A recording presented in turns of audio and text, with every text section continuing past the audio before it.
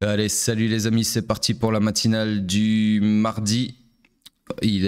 Mardi, il est 9h45. On commence directement par Bitcoin sur le daily. Hop, je dézoome. Donc, toujours dans notre structure swing haussière.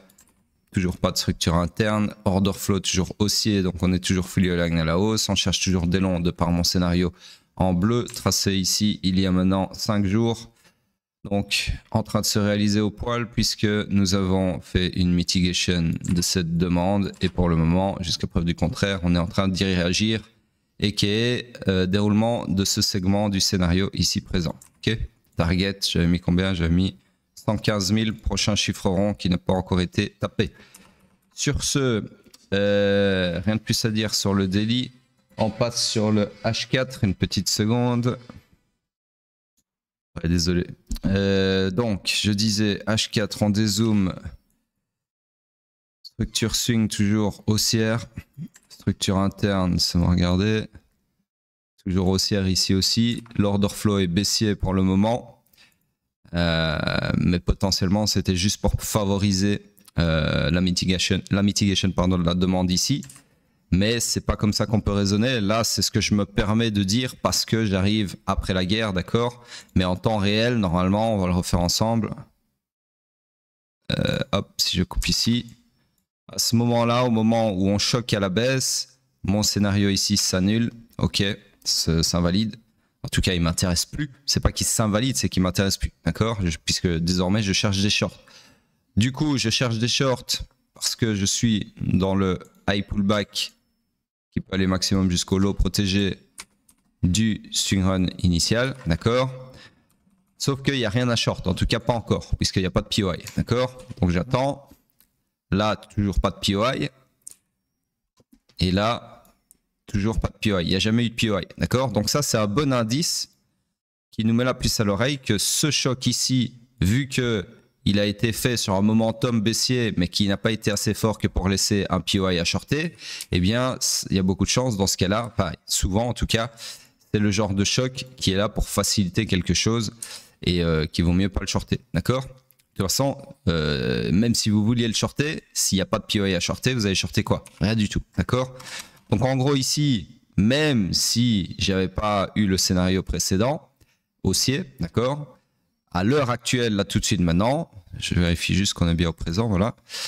Je cherche des shorts, mais j'ai rien à shorter, d'accord? Et ici, en l'occurrence, le point de choc haussier est plus très loin puisqu'il est ici. C'est-à-dire si on recasse ma ligne verte, eh bien on repasse sur un order flow haussier, ok?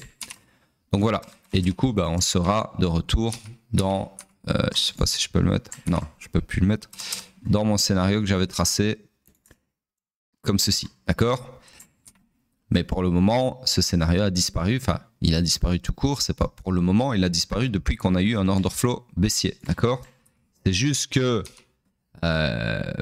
pour le moment, il n'y a pas de short à shorter et qu'on risque très probablement de repasser sur un order flow haussier. Donc ça voudra dire que oui, au final, ce choc-là était uniquement là pour faciliter une mitigation de ma demande pour ensuite accomplir mon scénario.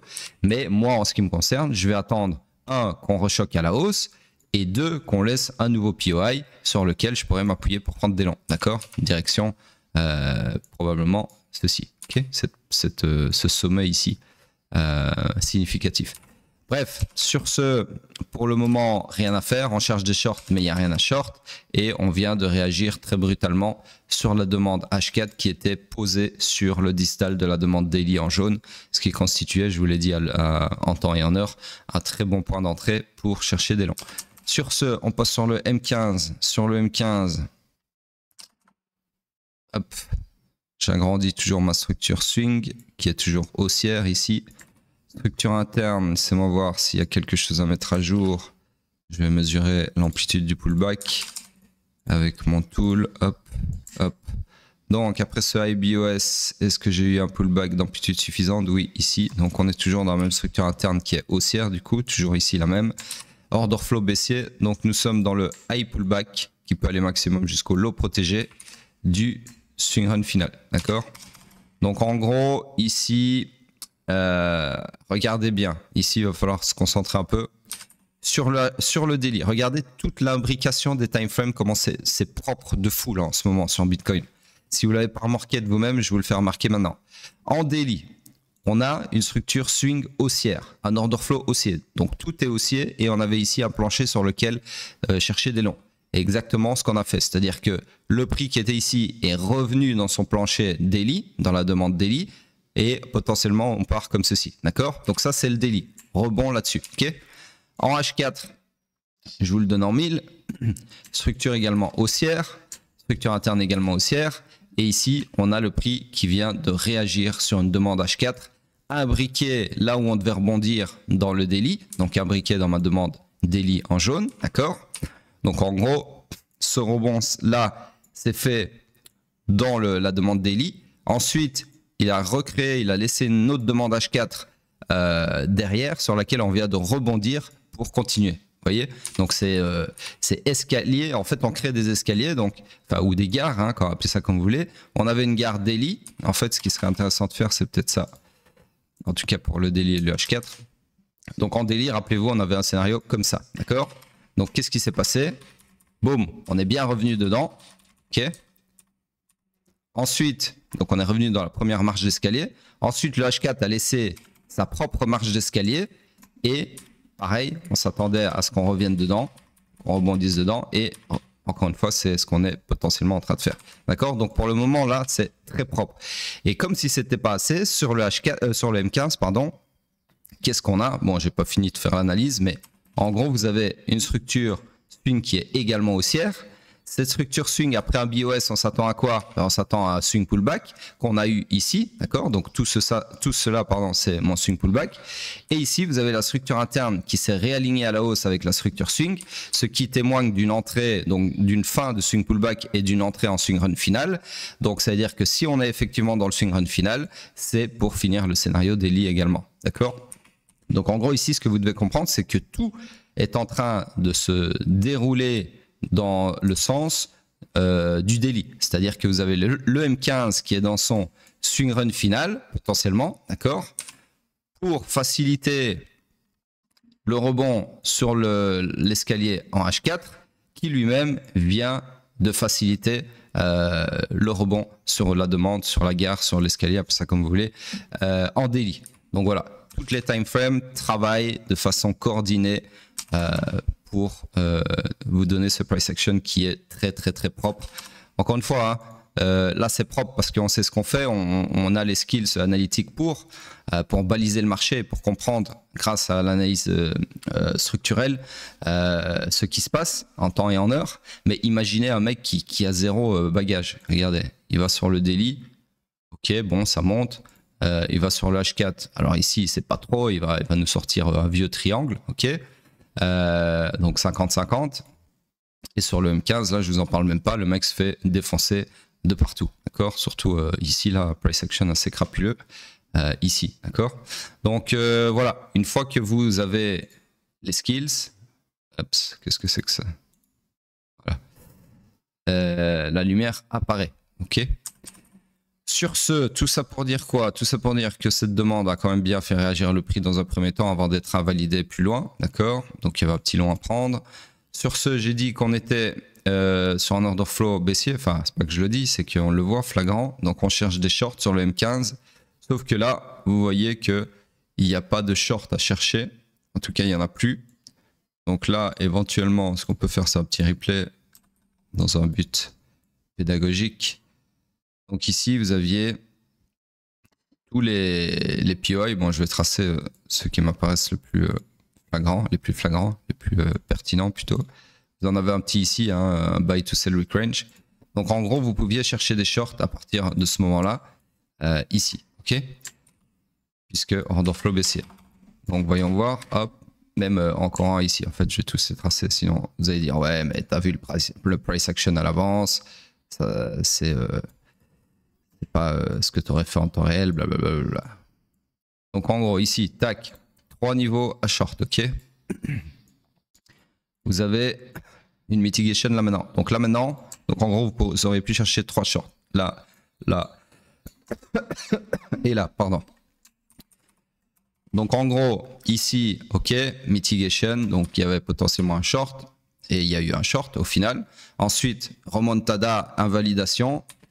Ensuite, là, carrément transpercé directement, le deuxième POI, celui-ci, d'accord? Donc celui-ci, le premier a donné un short. Celui-ci que je viens de dépasser s'est fait défoncer la gueule. Et celui-ci vous donne également un short, puisque ici, il y a quand même un beau rejet, d'accord? Donc en gros, ensuite, pas grand-chose. Remontada un petit peu. Continue. Voilà. Et on repart, alors ici, très propre aussi, on repart faire une mitigation plus profonde que la première. Donc ça, c'est la première mitigation. On fait une plus profonde, ce qui découle sur quoi? Je vous le donne en 1000. Un grab de liquidité, donc une liquidation dans le POI. D'accord? Donc en général, ça, c'est extrêmement bearish. Donc en gros, ici, clairement, un autre short à prendre. Ok? Enfin, à partir de ce moment-là. Donc en gros, on voit, après ce qui se passe, voilà, le short, comme je vous ai dit, c'est bearish, hein, c'est souvent le cas en tout cas quand on a une liquidation de la mitigation. Et puis ensuite remontada. Et là, je pense bien que on n'est pas loin d'invalider. Ah, même pas. Bah là, vous voyez, on repart encore. Donc ce POI là, il est clairement pas anodin puisqu'il a déjà renvoyé le prix plus de 3 fois. Et voilà. Et au final, on a fini par invalider cette supply après avoir donné quand même 3 opportunités de short, une ici et encore une ici. D'accord?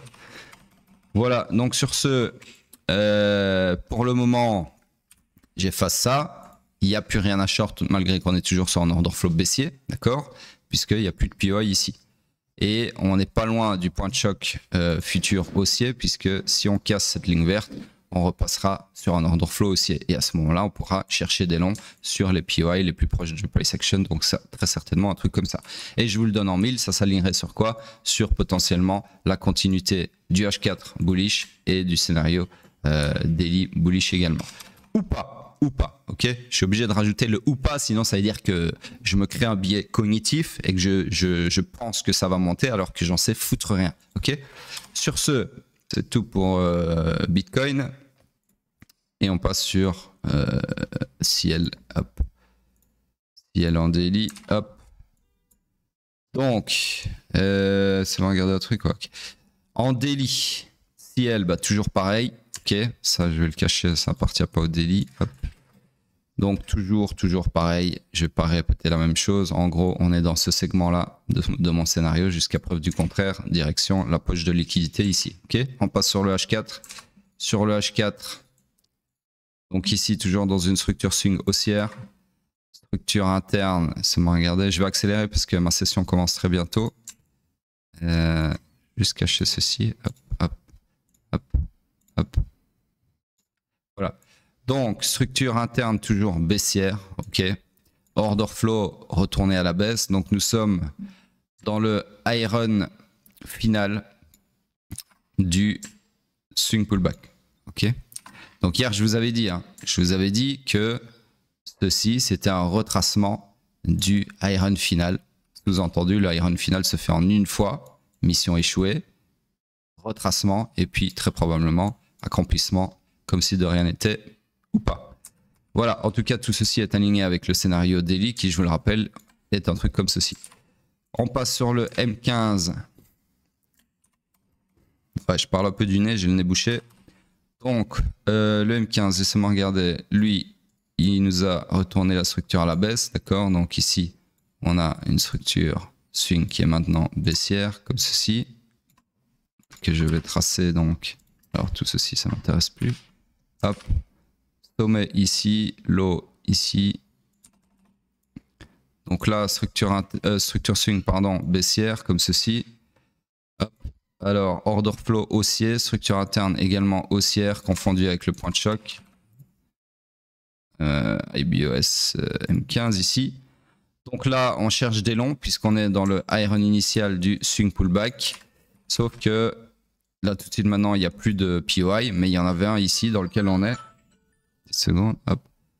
Dans lequel on est, donc, comme ceci, et dans lequel on est en train de réagir au final. Ok. Voilà. Laissez-moi 2 secondes, je vais mettre des alarmes, j'arrive. Voilà. Donc, en gros, on rebondit ici. Et c'est exactement le scénario que je vous aurais dit de toute façon. Chercher des longs là-dedans. Ok. Maintenant, reste à voir jusqu'où ça va nous emmener. Sur ce, on passe sur Hype très rapidement. Parce que là, ma session a commencé. Hop, hop. Donc sur hype, rien de plus à dire qu'hier, absolument rien de plus à dire qu'hier. Exactement la même chose, d'accord? Ah, sauf que, si, il y a un truc intéressant à dire quand même. On a confirmé un POI sur lequel on est déjà en train de rebondir. Comme ceci, d'accord? Donc là, le scénario qu'on attend, c'est clairement... Alors, je ne peux pas vous tracer le scénario comme ça, puisqu'on a déjà fait la mitigation. Mais en gros, je peux vous tracer clairement le scénario comme ça, même target que l'autre scénario, du coup. Comme ceci. Hop, voilà. OK? Puisque le scénario que j'aurais pu vous tracer si j'avais fait la matinale un petit peu plus tôt, c'était un truc comme ça. Donc voilà, là, il reste que le segment final que je peux vous tracer. En toute légitimité, sur ce, on passe sur le H4. Sur le H4, laissez-moi regarder. Donc ça déjà, ça dégage. Hop, hop. Donc sur le H4, nous avons retourné l'order flow à la hausse dans une structure swing qui elle aussi est haussière. Donc nous sommes fully aligned à la hausse, pas de structure interne en vue. On a transpercé cette demande, mais au final, on a quand même réagi dans le EVG juste en dessous, juste après. Là, il y a une demande qui est unmitigated. Et ici, on est potentiellement en train de créer une deuxième demande. Donc, pour le moment, rien à faire. Je ne peux pas vous tracer de scénario comme ça, puisque si on revient là-dedans, l'order flow sera baissier ici. D'accord? Et pour le moment, je ne peux pas vous tracer ce scénario-là non plus, avec ce POI-là. Truc comme ça, puisque aucun des deux n'est confirmé. D'accord? Enfin, le POI n'est pas confirmé, du coup, il ne peut pas y avoir de scénario. Voilà, sur ce, c'est tout pour hype. On cherche des longs, mais il n'y a rien à long. Et oui, les amis, c'est la frustration maximale avec hype. Enfin, moi, j'en ai rien à foutre. Hein. Je dis frustration parce que la plupart d'entre vous, vous masturbez sur hype.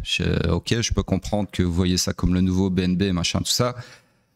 Très certainement, il ira beaucoup plus haut dans le futur, mais voilà, c'est pas, moi je suis pas investisseur, moi je suis trader. Donc si là, en termes d'intraday, j'ai pas d'entrée, ben j'ai pas d'entrée, je passe à autre chose. Vous voyez ce que je veux dire? Donc voilà. De toute façon, je vais être même très très franc avec vous, j'ai même pas d'alarme sur hype. C'est-à-dire que hype, j'essaye même pas de rentrer au final. Alors si dans une matinale, je tombe sur un scénario flagrant. En temps et en heure, là oui, peut-être je mettrai des alarmes comme j'ai déjà fait, mais là maintenant, là ces dernières semaines, je l'analyse pour vous, mais je ne le surveille même pas. J'ai d'autres chats à fouetter.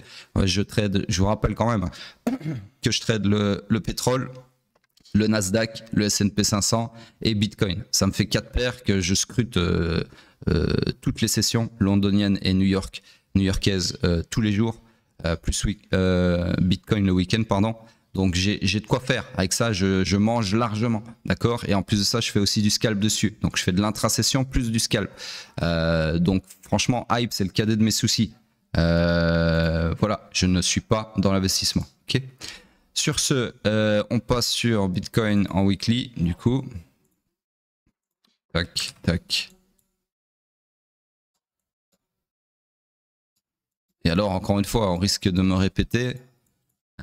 Si ça vous déplaît qu'il n'y a pas eu d'entrée dans mes matinales sur hype, enfin presque pas on va dire, et que la plupart du temps on a été sidelined, allez voir vos influenceurs de merde préférés qui disent tout le temps, toute l'année, ça monte, ça va monter, ça montera encore et ça s'arrêtera jamais.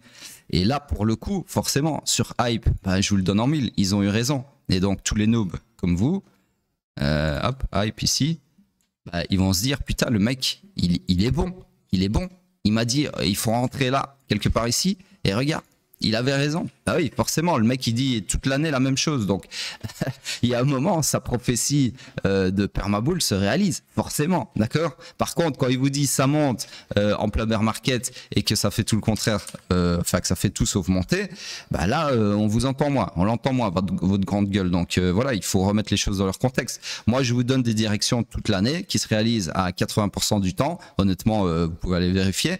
Les autres, les influenceurs, ils vous donnent une direction. Et forcément, quand on est en bull market, ils sont pris pour des dieux parce que tout monte. Mais c'est pas compliqué. Moi aussi, je peux faire ça, d'accord? Bref, faites bien la différence parce que franchement, je sais même pas pourquoi je justifie ça, mais il y a quand même beaucoup de gens qui sont aveuglés par ces influenceurs qui brillent en bull market de par leur prédiction incroyable que ça va monter et oh bingo ça monte. Bah oui, connard, on est dans un bull market, donc forcément que ça monte. C'est pas très compliqué à savoir. Donc voilà, arrêtez de croire que ces gens-là ont des skills, ces gens-là sont juste des opportunistes, des escrocs, c'est les pires escrocs du monde qui surfent sur des vagues avec la crédulité, ouais j'allais dire crédibilité, mais crédulité si ça existe, des gens qui n'y connaissent pas grand-chose. Donc si vous suivez cette matinale, j'ose espérer que vous avez dépassé ce niveau de noobisme qui est aberrant, faut bien se le dire, et que vous avez compris que ces gens-là ne valent pas un clou. Bref, sur ce, on passe sur Bitcoin en weekly, comme je disais, hop, hop. Donc ici, alors ici j'ai oublié un petit truc dans l'infobule d'hier. D'ailleurs, c'est quoi cette grosse info? Ah ouais, carrément. Hop, c'est moi remettre ça là, comme ça. Donc ici, je vais même rajouter un truc, j'avais dit... donc après un BOS, on s'attend à un pullback, which will be the first POI, the first demand below at, oops. Et ici du coup, bah, je parle de ça, donc 97 915, ok, là tout de suite maintenant. Donc en gros, 97 915, voilà, ok. Donc en gros, c'est mon scénario. Voilà. À part ça, rien de plus à dire. Rien de plus à dire. Si ce n'est qu'on a ouvert cette semaine à l'intérieur de la bougie de la semaine précédente. Donc moi, ce que je vais surveiller cette semaine, c'est si on casse le high ou le low de la bougie de la semaine passée. Et si c'est le cas, je vais guetter pour voir si c'est un sub de la liquidité au-dessus du high ou au-dessus ou en dessous du low pour alimenter un mouvement contraire ou pas. Ok. Voilà, on passe sur la dominance vite fait, laissez vos commentaires, dominance rien à dire, rien de plus que hier, avant-hier, etc. Donc sur ce les amis, je vais en session et je vous dis à plus tard.